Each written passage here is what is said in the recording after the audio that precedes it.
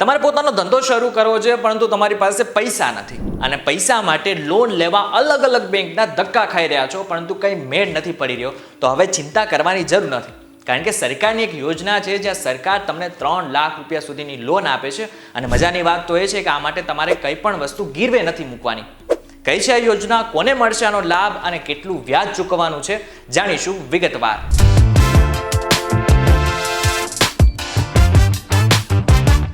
નમસ્કાર આપ આવી ગયા છો vtvgujarati.com પર ને હું છું આપનો દોસ્ત કરણ જો તમારે પોતાનો ધંધો શરૂ કરવો હોય પરંતુ નાણાકીય સમસ્યાને કારણે તમે પોતાનો ધંધો શરૂ નથી કરી શકતા તો હવે ગભરાવાની જરૂર નથી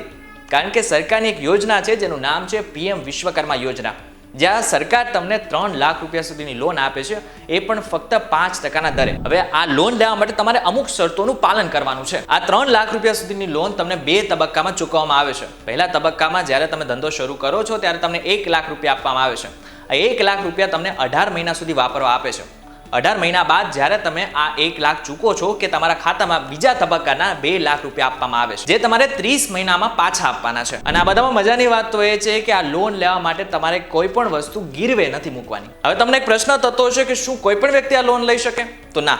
સરકારે 18 ટ્રેડ એટલે કે 18 ધંધા નક્કી કર્યા છે જો 18 ધંધામાંથી તમે કોઈ એક ધંધો કરતા હોય તો ચોક્કસ તમે આ લોન લઈ શકશો હવે 18 ધંધા કયા છે તેની વાત કરી લઈએ તાળા બનાવનાર સુથાર સોની મૂર્તિકાર કુંભાર મોચી વાળંદ ધોબી માછીમાંડી જાળી બનાવનાર રમકડા બનાવનાર દરજી ઝાડુ બનાવનાર પથ્થર તોડનાર લુહાર ઓજાર એટલે કે ટૂલ કિટ બનાવનાર અને માળા બનાવનાર વગેરેનો સમાવેશ થાય છે હવે જો આમાંથી કોઈ પણ ધંધો તમે કરતા હોય તો તમને આ લોન ચોક્કસથી મળશે પણ આમાં પણ અમુક નિયમો છે જેનું પાલન તમારે કરવાનું છે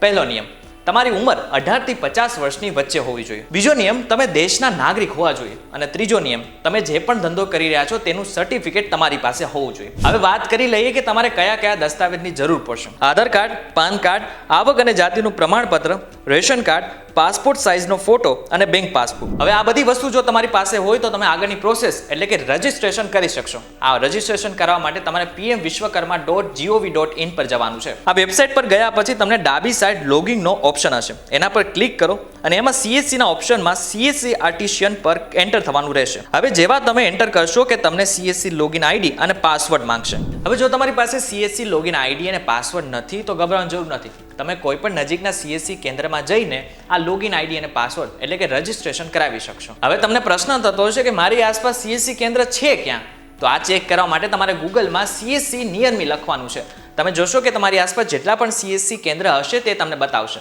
હવે આમાંથી કોઈ પણ એક CSC કેન્દ્રમાં જઈને તમારે રજિસ્ટ્રેશન કરાવવાનું છે હવે રજિસ્ટ્રેશન કરાવ્યા બાદ તમારા મોબાઈલ ઉપર એક SMS આવશે જેમાં તમને લોગિન આઈડી અને પાસવર્ડ મળશે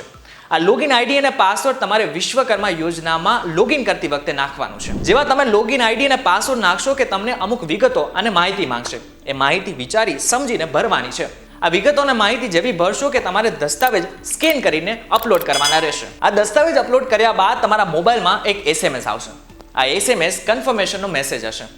આ કન્ફર્મેશનનો મેસેજ મળ્યા બાદ તમારી ટ્રેનિંગ શરૂ થશે આ ટ્રેનિંગ પૂરી કર્યા બાદ તમારા ખાતામાં પહેલા તબક્કાના 1 લાખ રૂપિયા જમા કરવામાં આવશે તો હવે તમને સમજાઈ ગયું છે કે કેવી રીતના PM વિશ્વકર્મા યોજના તમારા ધંધામાં મદદરૂપ સાબિત થશે આવા જ ઇન્ફોર્મેટિવ વિડીયો જોવા માટે vtvgujarati.com સાથે જોડાયેલા રહો